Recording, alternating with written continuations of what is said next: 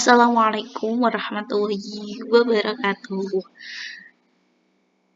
Selamat pagi anak-anakku semua. Semoga sehat selalu ya. Gimana nih kabarnya nih? Semoga sehat selalu, tetap di rumah ya. Jaga kesehatan, jangan lupa menerapkan 5M. Oke teman-teman, anak-anak kelas 8, hari ini bertemu lagi dengan Ibu Alfia dengan materi yang berbeda nih. Karena kemarin kita sudah membahas beberapa hal tentang fikih ibadah. Nah, kali ini kita membahas sesuatu yang baru nih. Ini apa sih? Yakni indahnya berbagi dengan sedekah, hibah, dan hadiah. Akan tetapi sebelum kita menginjak ke pembelajaran, saya ingin mengabsen dahulu nih. Absen 1 dari Afika, Berlin, ada Ginta, ada. Oke. Alhamdulillah semuanya udah hadir dan Ibu harap anak-anak bisa mendengarkan pembahasan Ibu kali ini karena materi kali ini sangat-sangat penting teman-teman. Apa untuk penerapannya di kehidupan sehari-hari kita itu tidak boleh pelit. Maka apa? Nah, satu hal yang penting teman-teman MTS, maka kita harus memahami cara konsep dahulu baru kita menerapkan. Oke, sebelum kita mulai pembelajaran, alangkah baiknya kita membaca basmalah bersama. Bismillahirrahmanirrahim. Bismillahirrahmanirrahim. Materi kali ini yakni ada indahnya berbagi dengan sedekah, hibah, dan hadiah. Oke, anak-anakku semua ya. Ada satu kata motivasi yang sangat berarti nih. Bu Guru bacakan ya. Tahapan pertama dalam mencari ilmu adalah mendengarkan. Kemudian diam dan menyimak dengan penuh perhatian, lalu menjaganya, lalu mengamalkannya, dan kemudian menyebarkannya. Sofyan bin Uyainah. Maka teman-teman MTS kelas 8 kali ini harus mendengarkan benar-benar penjelasan dari guru, harus menyimak, penuh perhatian, dan harus menjaga ilmu tersebut. Nah, bagaimana cara menjaganya? Nah, ini adalah mengamalkannya. Kalau kita mampu untuk menyebarkannya, alhamdulillah dapat pahala yang lebih. Oke, di sini ada kompetensi inti sesuai KMA 183. Saya sebutkan KI 3 ini memahami pengetahuan faktual, konsep prosedural berdasarkan rasa ingin tahu tentang ilmu pengetahuan, teknologi, seni budaya terkait fenomena dan kajian dampak mata. Dan ada KI 4 nih, mencoba mengolah, menyaji ranah konkret menggunakan menguraikan, merangkai, memodifikasi, dan membuat dan ranah abstrak. Ini apa? Menulis, membaca, menghitung, menggambar, dan mengarang sesuai dengan yang dipelajari di sekolah dan sumber lain yang sama dalam pandangan teori. Nah, dalam pembelajaran kali ini ada beberapa kompetensi dasar. Yang pertama, menghayati hikmah bersedekah, hibah, dan memberikan hadiah. Ini secara afektif karena kalian harus benar-benar tahu hikmahnya apa sih bersedekah, hikmahnya memberi hadiah, hibah, dan sampai kita harus merelakannya. Kemudian kompetensi yang kedua ini menjalankan sikap ini ranah afektif teman-teman, dan ini harus penting dalam kehidupan fikih. Dalam pembelajaran fikih ini harus Yang keempat, ada menerapkan ketentuan sedekah, hibah, dan hadiah. Jadi sebelum kita menerapkan, kita harus mempelajari dulu bagaimana sih syarat-syarat atau rukun, apa sih dalil-dalilnya, sampai kita harus tahu hikmahnya.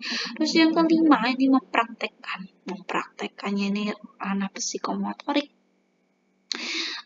Kita harus bukan hanya praktek di sini, tapi secara dalam kehidupan sehari-hari, pengamalannya, dan maupun secara langsung nanti membentuk karakter. Oke, jadi tujuan dari pembelajaran kali ini yang pertama Ibu sampaikan, ini menunjukkan sikap syukur pada Allah dengan berbagi kepada sesama. Terus menunjukkan sikap peduli.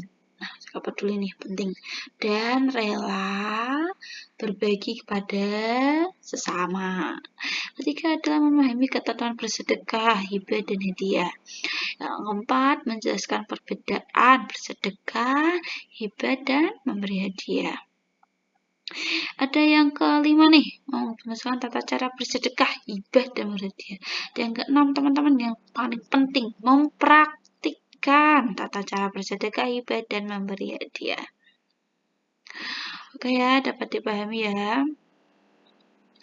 Oke, sudah sabar belum?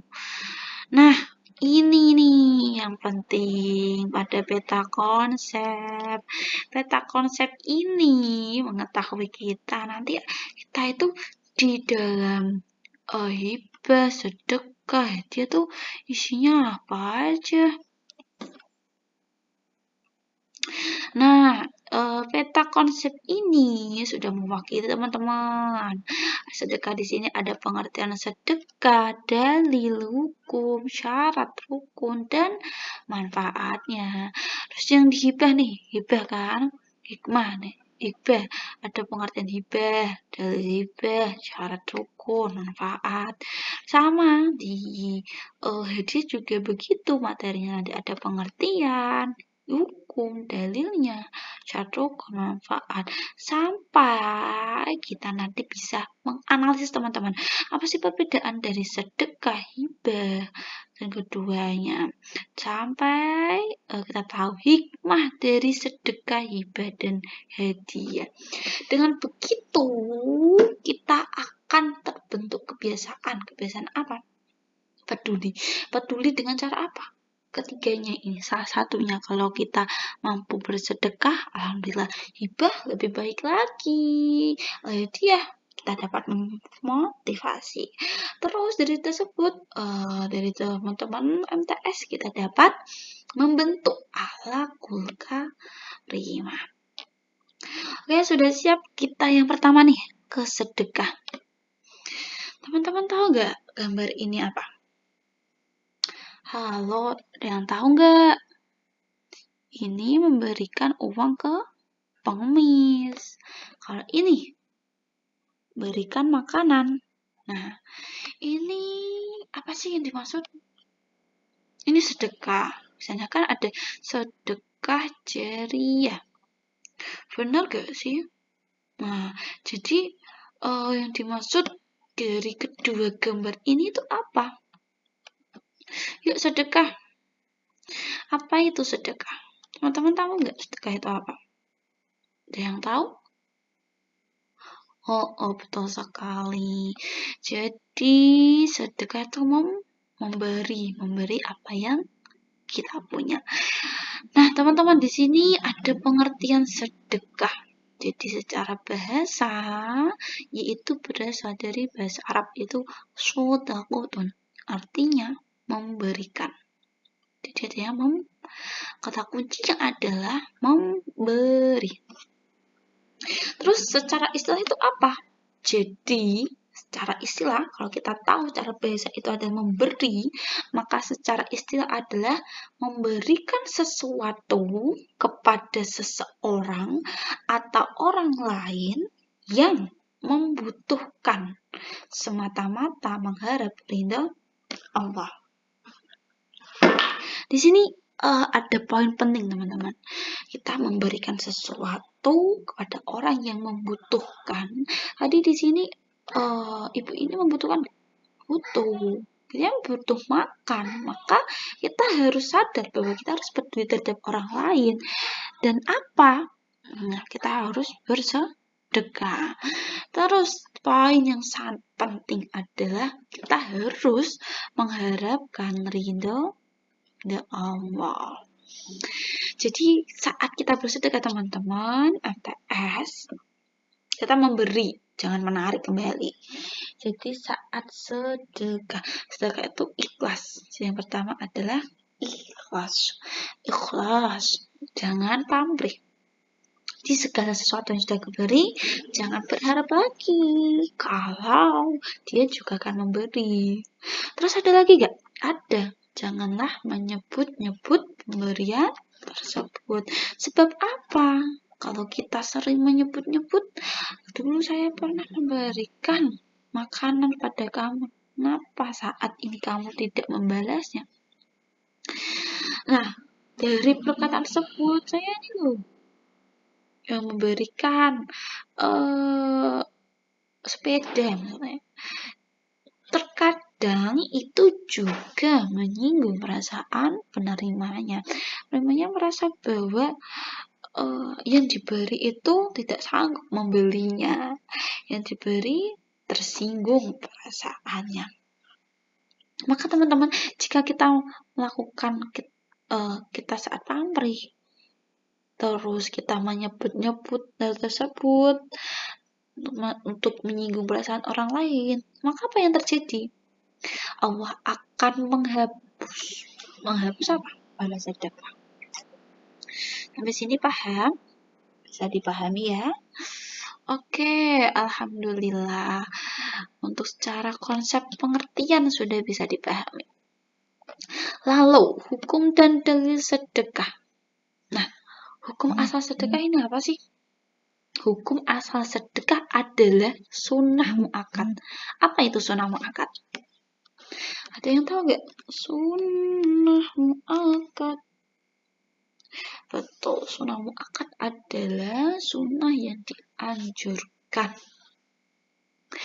Nah, kepada seseorang. Namun teman-teman, hukum itu bisa jadi berubah. Kita lihat pada situasi tertentu. Sedekah bisa menjadi wajib apabila kebutuhan itu sangat terdesak. Maka kita wajib memberikan sedekah itu. Contohnya adalah seorang si miskin dalam kondisi kelaparan kepada kita meminta-minta. Keadaan orang tersebut sangat memperhatikan. Jika tidak diberi, dia sangat sakit parah. Padahal bisa jadi dia belum tentu makan 2 hari. Dan nyawanya akan terancam teman-teman. Di situ pasti dong menimbulkan penyakit mah.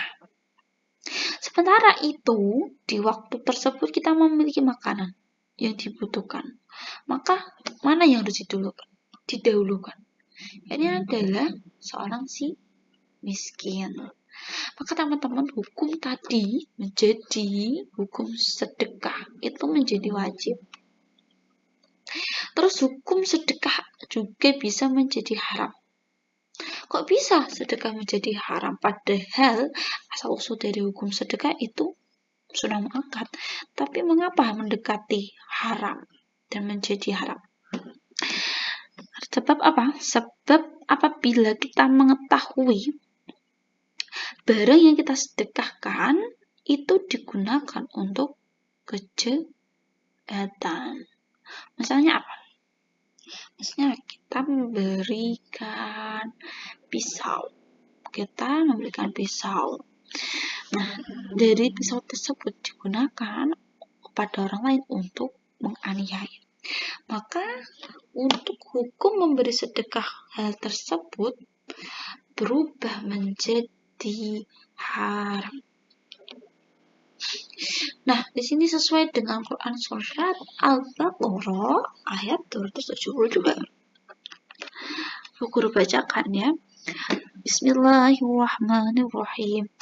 Wa ma tunfiquna illa ibtigha'a wajhillah. Wa ma tunfiqu min khairin yuwaffa ilaikum wa antum la tudlamun. Allah. Apa artinya? Dan kami tidak memaafkan, melainkan mencari keridhaan Allah, dan sesuatu yang kamu belanjakan kelak akan disempurnakan balasannya, sedangkan kamu sedikit pun tidak dianiaya. Tidak akan dianiaya. Quran Surat Al-Baqarah ayat 272. Terus dari dia menyatakan ada sunnah muakkad, yakni dalam Tirmizi, hadis riwayat Tirmizi. Bukan nih, hadis riwayat Tirmizi.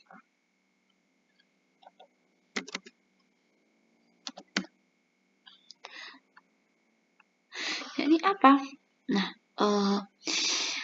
yang artinya bila anak-anak ada meninggal dunia, pahalanya akan berkurang.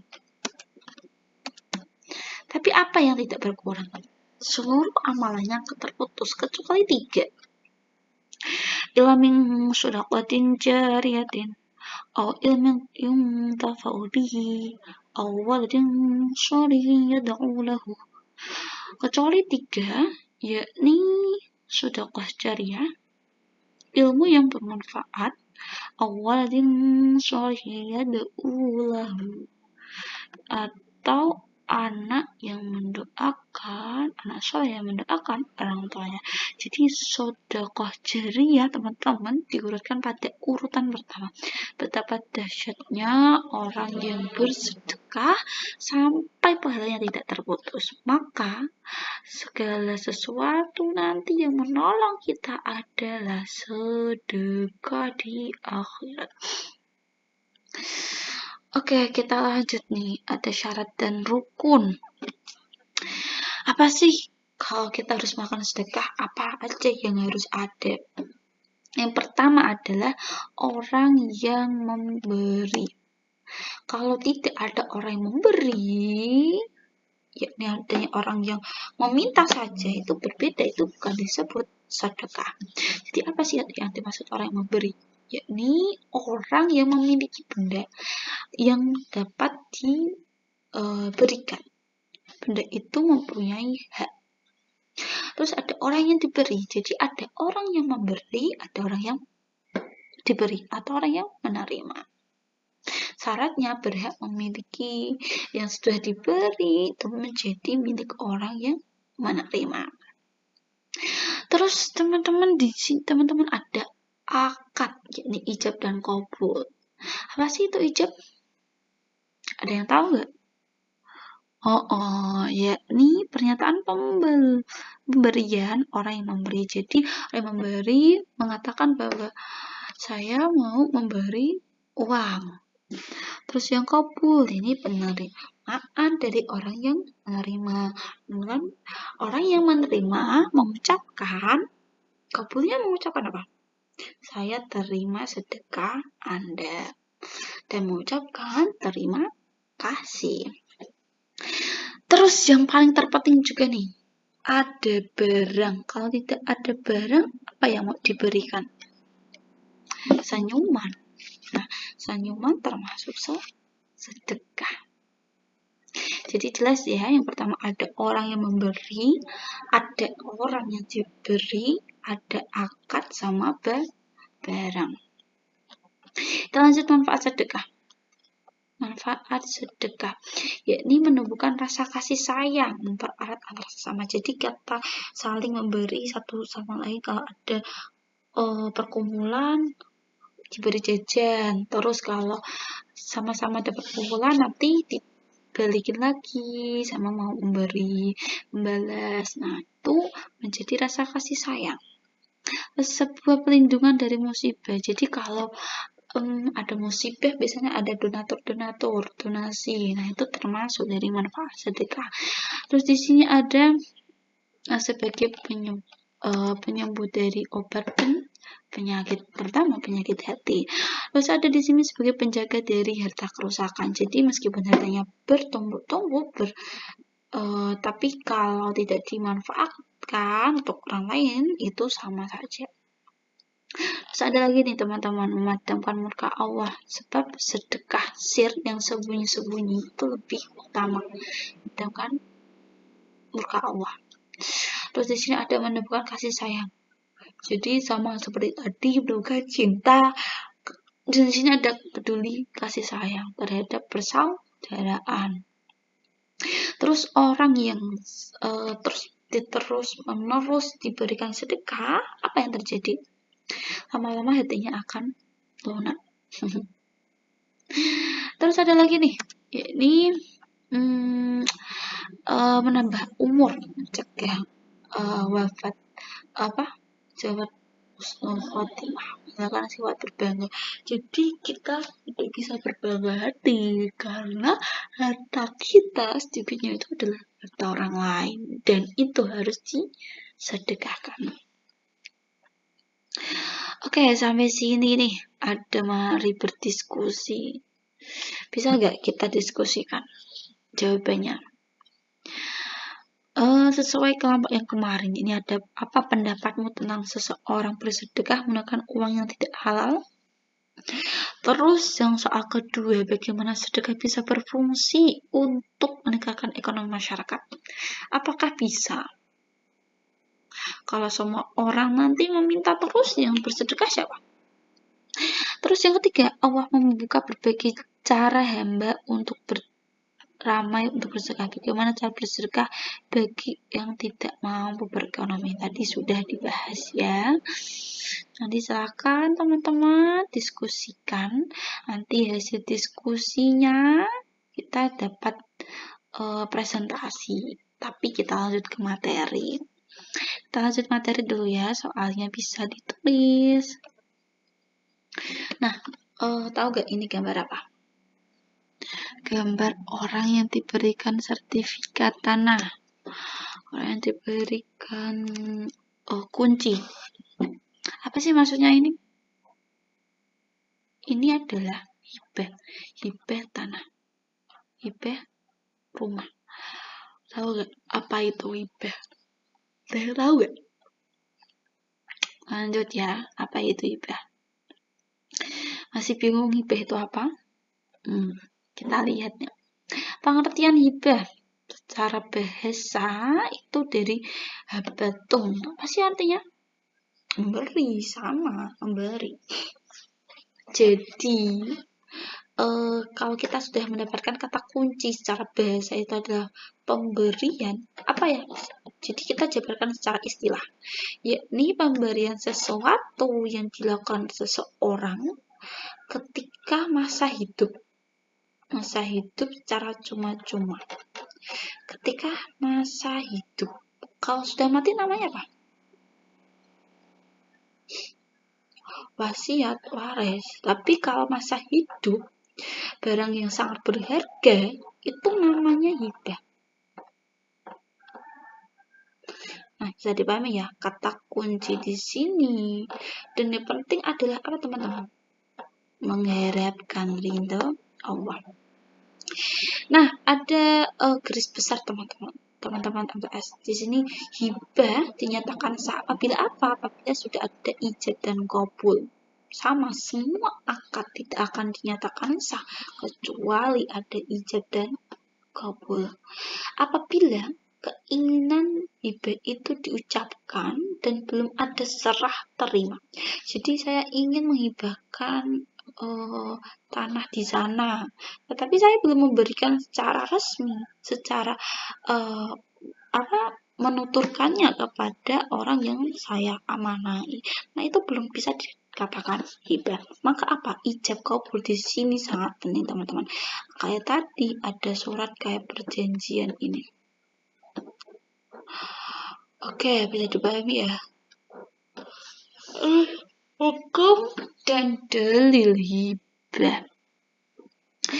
Jadi asal hibah itu adalah mubah. Garis bawahi mubah. Dan apa dalilnya? Janganlah seseorang menganggap remeh tetangganya meskipun hanya dengan memberikan berupa teracak kambing. Terus ada lagi nih, sesungguhnya Nabi Muhammad SAW bersabda, barang siapa yang diberi oleh saudaranya kebaikan dengan tidak berlebihan, tidak ada minta, hendaknya diterima, jangan ditolak. Jadi saat diberi sesuatu, hendaknya kita jangan menolak. Lalu demikian pemberian itu Allah berikan. Harus ada hukum makruh apabila tujuannya riya. Jadi makruh toh.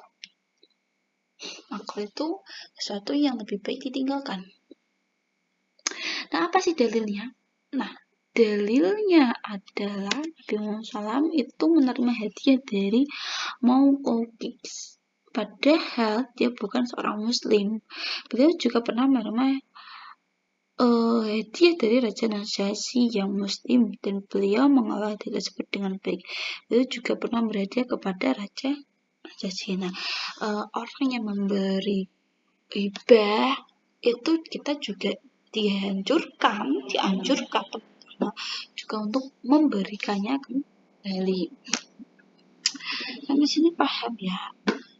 Jadi asal usulnya hukum tadi, kalau hibah adalah mubah, boleh. Kalau sampai mendekatiku makruh karena disebabkan riya.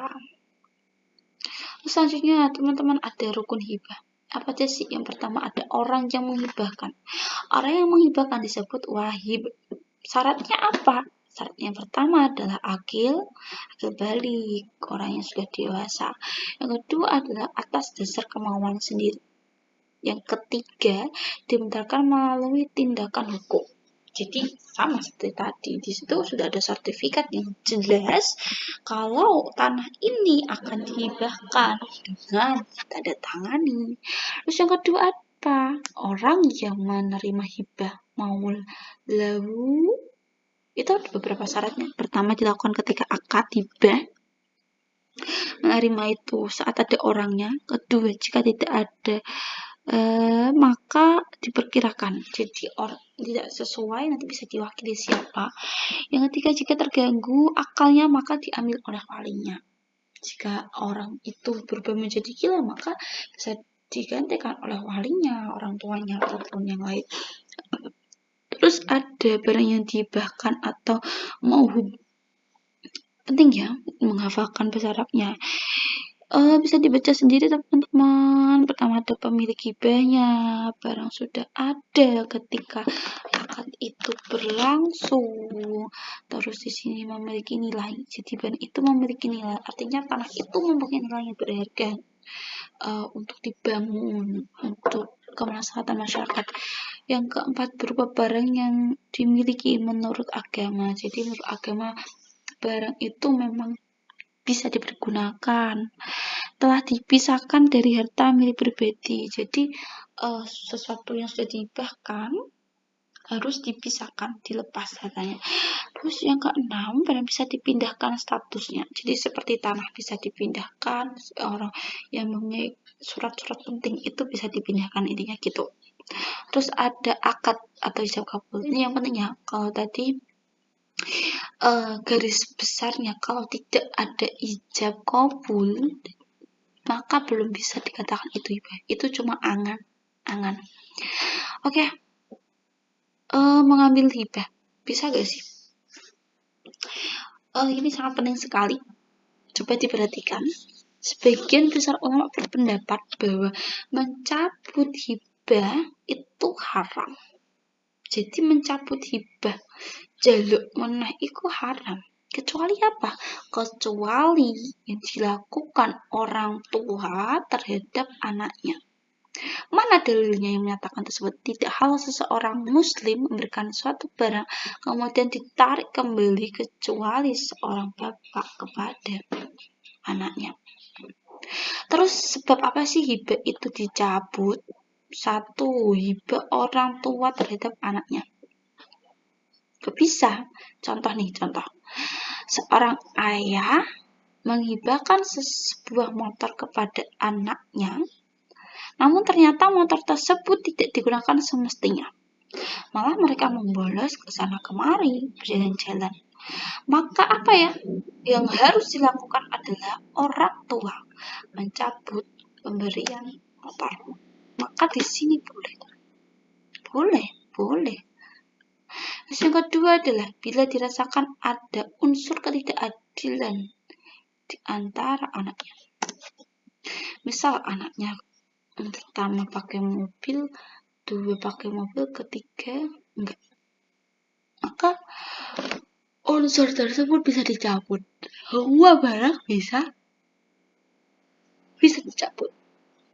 Sampai mendapatkan keadilan sesuai kadarnya. Ketiga adalah bila dengan adanya hibah tersebut dapat menimbulkan fitnah. Fitnah dari pihak lain. Apa sih yang menjadi fitnah?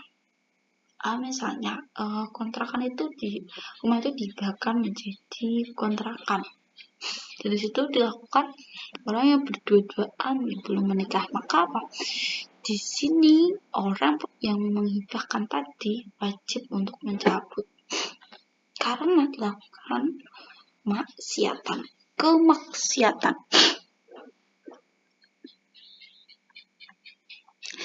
Jadi kita dapat mengidentifikasi ada dua macam hibah. Yang pertama adalah hibah barang.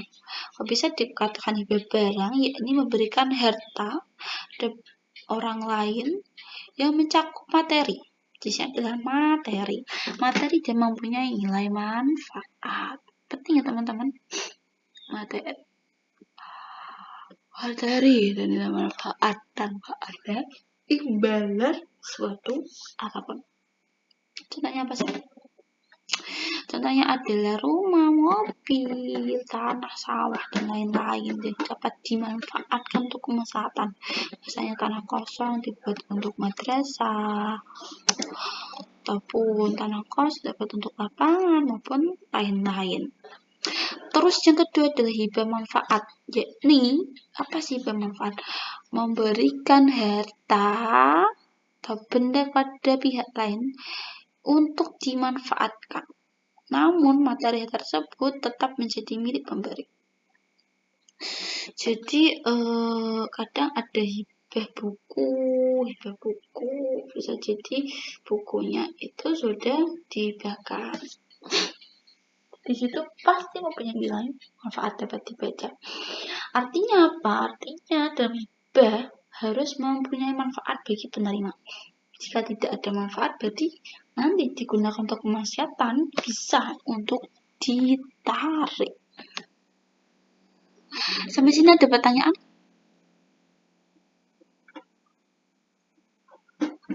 Oke, belum ada. Nah, sini nih tugas biar berpikir kritis, makin paham dengan materi kita.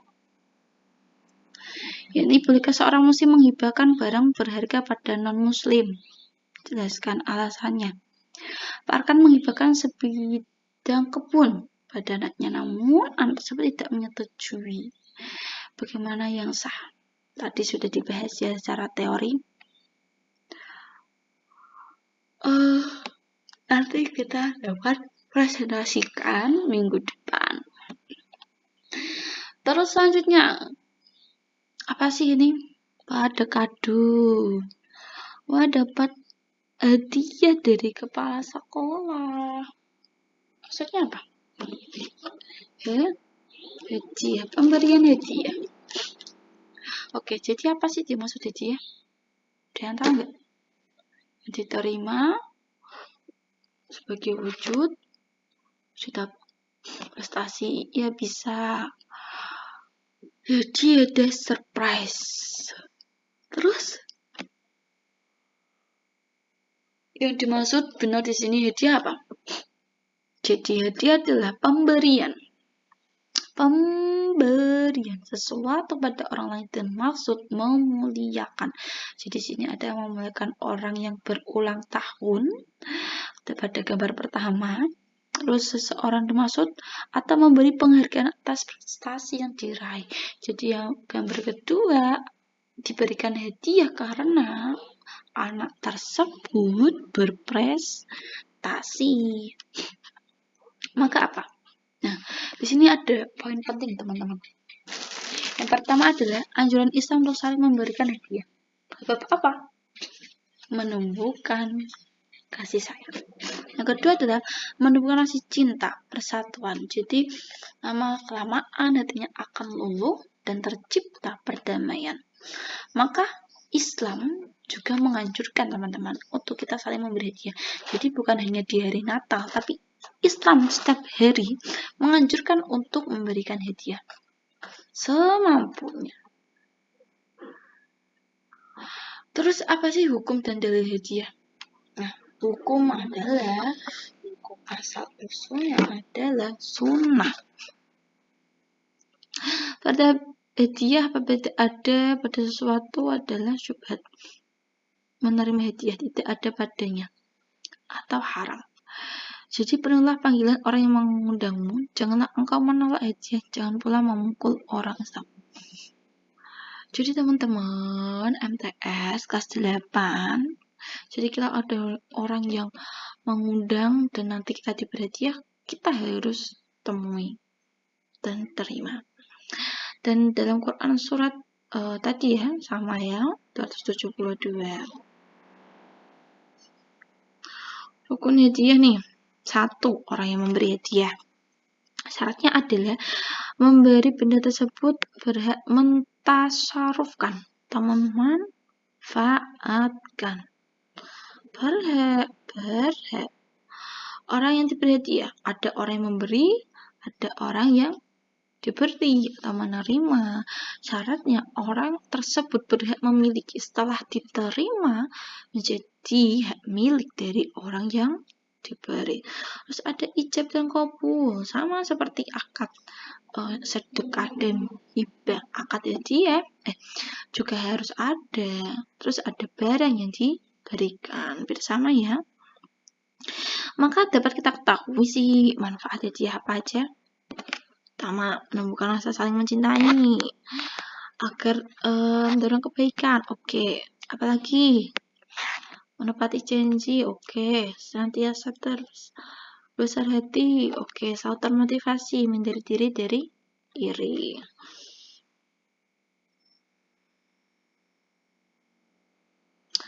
Berpikir kritis. Nah, ada soal lagi nih. Oh ya, sebelum kita berpikir kritis ada yang ditanyakan nggak dia? Hadiah biar teman-teman termotivasi. Saya nanti bisa memberikan hadiah. Berpikir kritis. Cobalah kamu analisis perbedaan ini.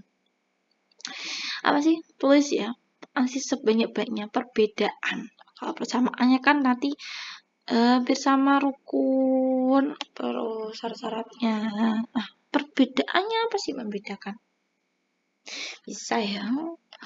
Oke, teman-teman persiapkan kotanya. Kita mau kuis hari ini. Pastikan semuanya mengikuti kuis Bu Alfia. Oke ya, kita sama-sama kuis ya. Kita kuis.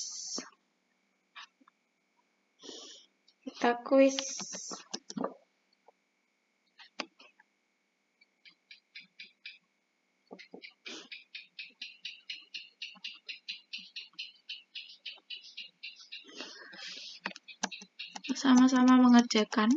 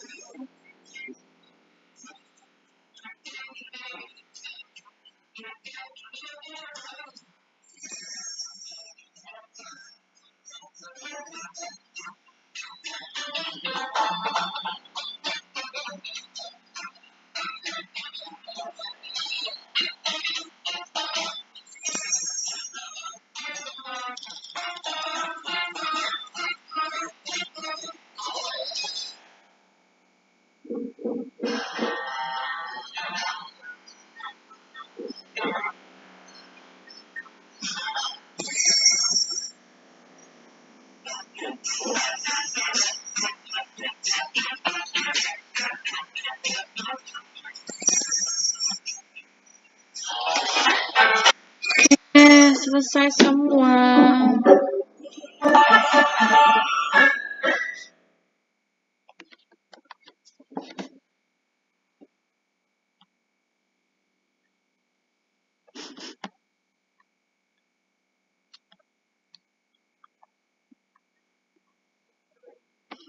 Nah, kalau udah, ini ada uji kompetensi, nanti dapat dikumpulkan sebagai portofolio kalian dan dikumpulkan besok bersamaan dengan hasil diskusi.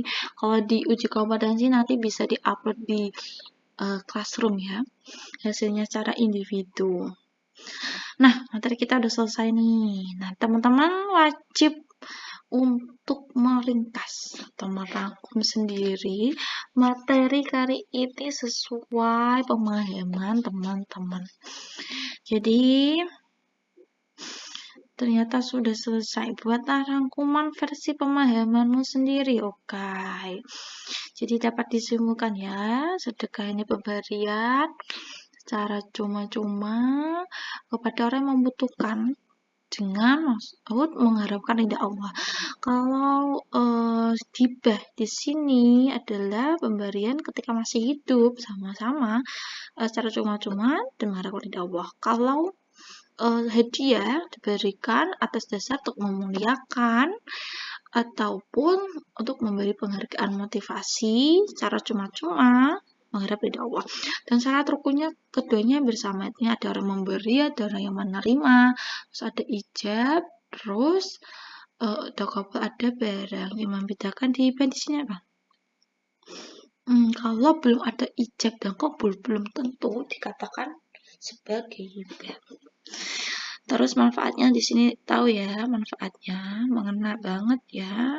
Tahunya saya mencintai, menghormati, kasih sayang dan persatuan. Alhamdulillah wa syukurillah, materi pada pembelajaran ini sudah selesai. Bu Alfia mengucapkan terima kasih yang sebesar-besarnya. Kalau ada yang ingin ditanyakan, tanyakan aja langsung. Nanti bisa di grup WA ya. Oke, nanti hasil penilaian saya akan masukkan di daftar nilai. Jangan lupa minggu depan tugasnya ada seluruh hasil diskusi. Nanti dipresentasikan sesuai urutan acak maju ya. Terus kedua ada uji kompetensi, itu di-upload di Classroom. Oke, baik, terima kasih. Jangan lupa prakteknya. Kita dapat langsung praktekkan. Terutama sedekah paling dekat dengan kita saat ini, tersenyum maupun memberi hal kecil yang dapat mampu kita barangnya ada di kita gitu. Baik, terima kasih. Alhamdulillah syukurillah pada pembelajaran ini telah selesai. Saya harap adik-adik dari MTS memahami dan mengamalkannya dalam kehidupan sehari-hari. Semoga pembelajaran ini bisa benar-benar membentuk akhlakul karimah dan bisa mensejahterakan mensejahterakan kehidupan bangsa. Gimana sih lewat sedekah? Apakah bisa? Bisa. Oke, baik, terima kasih. Bu Alfia tutup dulu pembahasan kali ini. Masih ada tema-tema bab yang lebih menarik untuk dikaji secara fikih ini. Kalau itu jangan sampai kita malas untuk belajar fikih. Terima kasih. Wassalamualaikum warahmatullahi wabarakatuh. Jangan lupa absensi.